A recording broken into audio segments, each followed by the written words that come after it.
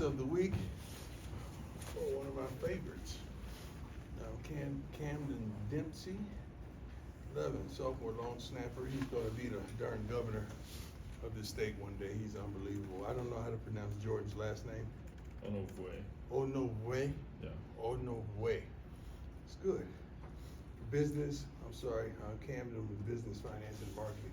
It's unbelievable. Honor Shador, named to David O'Brien class of 2023. Official candidate, Travis Hunter, honorable mention for the lot. Trophy to Paul Hornick, award player of the week. Travis officially named a semifinalist of the Thorpe Trophy, which I think we already have two of them here. TV ratings, Colorado, third most watched game. CU now has over almost 51 million viewers this season. Sellout streak. Previous CU remains. Blah, blah, blah. Okay, let me address this. You know, our kids got robbed during the game last week. I think that's a travesty, and I would expect the NCAA to do something about that. These are college kids. I'm pretty sure they don't think about insurance at this point in this juncture in their life. We've talked about NILs and how to really maintain their finances. We've pretty much given them financial planners and giving them the resources for that. But the insurance part of it, we slipped, and we didn't really educate them on that. So I wish, I know the kids would be forthright in what was stolen, and some of our staff members as well. And now all that stuff should be replaced. This is the Rose Bowl. They said the granddaddy of them all, right? I'm sure granddaddy has some money. Grandpa should have some money to get these kids. I'm gonna have a list made out from these young men, and I know they're gonna be truthful about what they lost, so we can try to get that back for them. They may not be able to get the items back, but we should be able to reimburse them. That was unbelievable. But I did hear that the home team was robbed as well.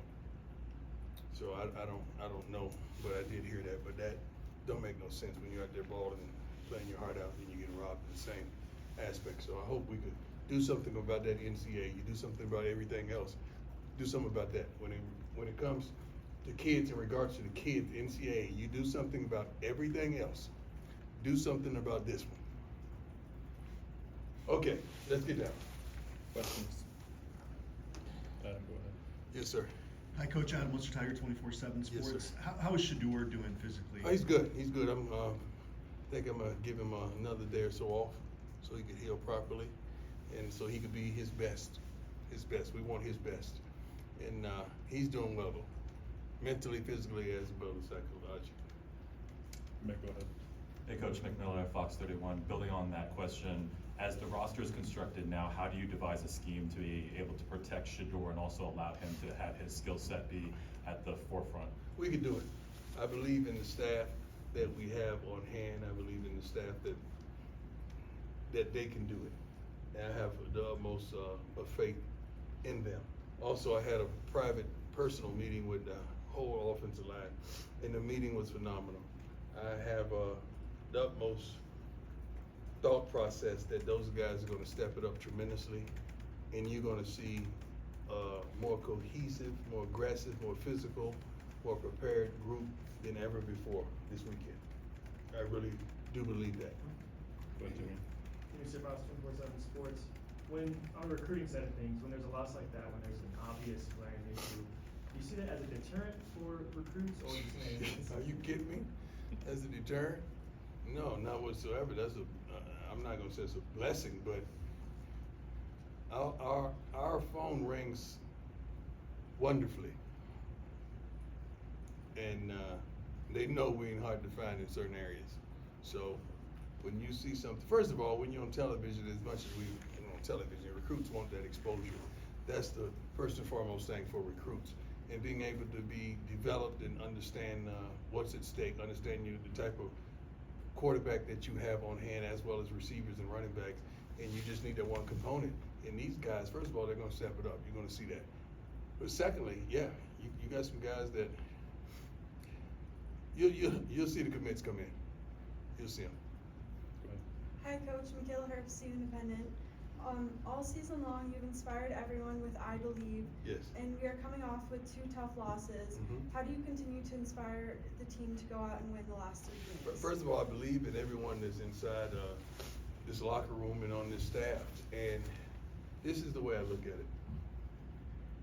It's been one game that we've truly got our butts kicked. I mean, kicked. There was no winning in that. When we got off the bus, it was during, I think it was 40 points on the scoreboard when we looked up there. So Oregon did their thing. Every other game we've been in, we've had a chance to win those games.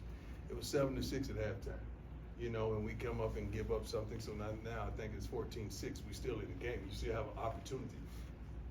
That's promising for not only the kids that play for us, the coaching staff, the fan base. It's promising because we had an opportunity to win those games. We just got to learn how to win, and we're gonna be okay. So we love the direction that we're headed. It could be tremendously the other way, but when you have an opportunity to beat ranked teams, that's tremendous for us. We just got to do it. Go ahead, Jason. Hey, Coach, a little lighthearted twist for you. Just a little over a year ago, we lost Mike Leach. Yeah. And he had a real viral moment a few years before that where he was asked to rank his top 5 Halloween candies. So did you rank your kids? I don't. You have any thoughts on that? I'm not a candy guy. I don't eat much candy whatsoever. I'm not a candy guy. If I had to rank my number 1 candy, it would be Now Laters. Some of you might have to ask what that is. What is that? All the black folks, can you tell the white folks what that is? It's good. It's good. I'll order you some. I'll go on Amazon and get you some. But a pack of Now Laters is everything to me. Yeah. Yes. Yeah, you're gonna break your teeth on those now. Yeah, I know you, so you know what time it is, huh? Yes, you know, I know what Yeah, time here it you is. go. Ariel Studio 9 News. You know, these 8 p.m. games, I know you've been pretty vocal about not Yeah. enjoying them. But your team has also kind of come out to some either sluggish starts or has like lost some energy from them. How do you get the team to, like, what do you do for these 8 p.m. games? How do you get them prepared? How do you get them to keep the energy up? We have different ways to keep their energy up, and the guys that love this game, you have no problem with their energy being up. It's the guys that don't love the game. We got to minimize that and make sure we put the guys out there that love to play. So it's not hard for these guys to get situated and desire to play these games because first and foremost, many of their family members are here and they want to put on a show for their family members and the girlfriends or loved ones, and they just want a shot at the next level. And they know not only a multitude of people in this country is watching, but scouts are watching as well. So I think it's on them to get themselves up, but we know how to motivate them tremendously. Hey Coach, Jack Carlo with the Buffalo's Wire. Saw Caleb Mathis on Saturday get his first. Yes. Most action he's had all year. Yeah. What did he do to deserve that? He runs routes at the right depth. He turns around and catches the ball consistently. Every day in practice, he does it. Anytime you put him out there, he does what's right. He don't have many busts whatsoever, meaning running the wrong routes, running the wrong plays, running the wrong depth. And Shador has a chemistry with him as well. So that's what he did to earn it. He's a consistent football player, and we love it. Look at that. Hey, Coach, Pat Rooney, Boulder Daily Camera. Yes, Loved sir. Now and Laters as a kid. Wanted to ask about Alton McCaskill. Yeah. I know he's healthy, he's been back in there, Yeah. but with an injury like that, is he still maybe searching for that extra gear or maybe the confidence he played with at Houston a couple years ago? Alton, I don't want to know if he want me to disclose what transpired. You know I'm always honest with you guys and straight up. I don't lie to you guys or false about anything. Alton came in my office yesterday and he wanted to be redshirted, which I think is very wise, which I'm all for him. If he would have wanted to continue to play, I'd have been all for him. He's one of my favorite human beings on this team. He's a great young man, was raised properly, and he wants it. But he does understand that it's been a while since he has had his full strength and full potential and ability to move and cut and explosion, and he understands that. So he wants to train and work his butt off and get into shape and come back in the spring and earn that #1 spot. That's what he echoed to me, and I love it. I saw him today on the scout team going 100 miles an hour, trying to get guys to look and just being the player that he is. He's a great team guy. He's a great human being. He's a great young man. So that's where he is right now. Hey Coach, Nick Ross, Alabama. How you doing, sir? I'm great. Just to clarify, did you have anything stolen from you at the Rose Bowl? No, they oh God, that was a good one that I just had. I'm thinking ahead. No, I didn't. I've been gotten enough. Okay, so then my question for you is, after reflecting on the that was game. good, wasn't it? That was good. Lord help me. I'm so stupid, Lord help me, please. I'm sorry. Excuse me? That's all right. Probably better than my question I'm about to ask you. But anyway, after reflecting on the game, the defense and the way that they fought, are you happy with their effort at least? Yeah, And are they yeah. putting in No, the I'm right happy direction? with everything they did. Shoot, what we had 3-4 turnovers in the first half. We gotta cash those in. We gotta score. I mean, it's a whole different game. And you come out the second half. I mean, we blew a couple things, and it didn't go like we expected on that half. But I like what they did, and I like the effort that we gave. I truly do. We're building. We're getting better and better, and I like that. I like that. Hey Coach, Packard, Associated Press. You planned for everything, and one thing you couldn't plan for was a theft like that. So what kind of safeguards do you put in place to make sure that nothing like this happens again for your team? Well, like what? Well, I don't understand. Like, just make sure like no kind of theft. I mean. Oh, we say- don't get robbed? Yeah. I Oh, mean- we leave our own security. We don't depend on someone else's security. We leave our own security in the locker rooms and make sure we're straight by our own means. But you gotta understand, that was on the road. You're not thinking like that. I mean, you're not even thinking like that at home. So that was, and you're in the Rose Bowl, man. Like, who robs the Rose Bowl? Who robs the Rose Bowl? Somebody. So, but the kid, a lot of the things were emotional things that we're giving to them, like chains and necklaces and gifts. And you got some idiots online saying, well, they shouldn't have that, so they shouldn't be blessed. They shouldn't be blessed. That's crazy. It's like if you have a car in your driveway and somebody come and steal your car. Well, you shouldn't have a car. That's how stupid that sounds. Yeah. These are young men that worked their butts off, or they were blessed and gifted by their family members to give them what was stolen. I know someone had a significant amount of cash, one of our camera guys, and we pray to God that he gets that replaced. Bad. It's not good. Jason. Hey Coach, Jason Jones, BuzzFeed. I'm pretty sure you would say that you're moving on to Oregon State, but just since you mentioned it in the postgame, has the NCAA or the Pac-12 communicated anything to you Not to one way or me. the other about Shiloh's hit? Oh, Charlotte's hit. No, not to me. I'm pretty sure they might have reached out to Rick or somebody. I not whatsoever. What are you gonna do? Say I'm sorry? My bad? Man, that's the word that every coach in America hates. My bad. We don't want to hear that. What you gonna do about it? It's over now. Yeah. No, we don't want to hear nothing about it. It is what it is. Move on. Right. Hey Coach, there's the old adage about 20-60-20. You know, you have the top 20% of your team is the leaders, the middle 60 kind I of. never heard that one. No? 20-60-20? So it's like the top 20 is leaders, the middle 60 can Yeah. kind of be pulled either way, the bottom 20 pulls down. Yeah. Curious if you feel like your top 20 is strong enough to keep that middle group engaged for the Final Four. I don't think that middle group is a negative group. Everyone has knuckleheads. Some of your kids are knuckleheads. You know, a couple of mine I gotta keep an eye on. So just understanding life in itself, I wouldn't go with those percentages, but we definitely have some that are bona fide leaders and they want this with everything they have. You have some just meandering around, and you got some that, you know, probably don't want to be where they are because they think they deserve more playing time or more of something that they're not getting. That's just life. That's an office job. That's a reporting job. That's anybody in life. But we haven't lost our passion or intensity for our purpose, and that's to win. We're still on the same page with that, coaches included. Everybody inside the locker room and that's a part of this organization, we definitely, the desire and the goal is to win, and it's to win out. Good question, though. Matt Smith, 104.3 The Fan. You faced a lot of great receivers in your time, college pros. Do you have an NFL comp for Xavier Weaver?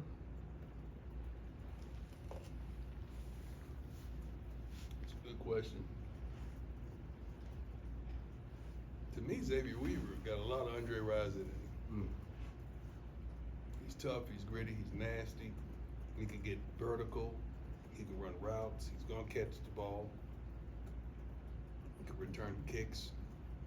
He practices his butt off. And really not a complainer. Now, Drake wanted that ball. Every day that ends with a Y. But Xavier, he's a good kid, man. That's my biggest comparison. I'm sorry going old school on you, but that's the guy that I played with and I practiced with that was a phenomenal player. Probably should be a Hall of Famer, especially since they letting everybody else in free. Might as well go ahead and throw Dre in there. One other thing I wanted to ask you about Travis. Mm-hmm. That play was sensational on the first Which one? The first interception Okay. was sensational. It seems to me there's not a lot of even NFL dudes that can do some of the stuff that he's doing that's right instinctive. That's instinctive and athletic. That's why you don't worry about it. You don't Right. worry about the snaps. You don't worry about the plays. You don't. The game that Travis had that wasn't his best game on the defensive side of the ball because he played well on the offensive side of the ball. That game, he just wasn't focused on defense. He was more focused on his job on offense. So that's it. He stayed over the break and refocused. Do people understand how good he really is yet? No, because he plays for us. We got some people that don't like nothing we do, but they will. They understand. They will understand. We got several players that are really, really good. Really good. Maybe one or two more. Go ahead, Sean. Coach Sean Keeler of the Denver Post. You didn't like the call. A lot of others didn't either on Shiloh. Right. Do you? There's a couple calls out of There it. are a couple. You want just the shallow one. As a dad and a father, do you worry about league officials getting a rep on him, getting a rep with them, and then No. looking out for him? No. These guys are really good, man. I think we have the best officials in the country. When I say football officials, I really do. And their game is tough. Their job is tough, man. So sometimes they miss it. Sometimes it's interpretation of why, and that was just interpretation. We felt like it was clean, of course, because he's our guy. If I was on the opposing team, I might have felt indifferent. Just like the guy with the one-hand catch on our sideline, I yelled at him. I said, "Son, great catch!" It really was a great catch. I thought he was out by far, but it was a great catch, man. A great catch, one of the best grabs I've seen. So I think the officials really do a great job, wholeheartedly. Hey, Coach, Tyler King with the Denver Gazette. This second straight week, you're playing a run-heavy team, a very physical team on both sides of the line of scrimmage. Does that change how you go about practice at all when you're preparing for a really physical Yes, team it on does. both sides of the ball? Yes, it does. You incorporate more tackling drills in to compensate for the physicality. You pad them up maybe a little more, maybe allow a lot more contact because of the physicality. You may elongate some periods that involves physicality in it that you want to make sure your team is ready and on point, but you still want to tail off on those things to kind of keep them fresh as well. So these guys are watching film. They've increased the film viewership tremendously since we challenged them to, so they know what they're in for. And I can't wait, especially since looking all the linemen in the eye and just seeing how they responded in the candid conversation that we had. It's tremendous. I can't wait to see how they respond. All right. Thanks, Coach. We good? Yeah, God we're bless you. I appreciate you. Did you see Come back Russell with Wilson's costume? Excuse me? Did you see Russell Wilson's costume? No, I didn't. He was you. He was me? Yeah. So should I be him? Yeah. I'm gonna come with the now and later review. Well, now later. You can't say now or later. Now later. You're messing up the hood part of this, man. It's called now later.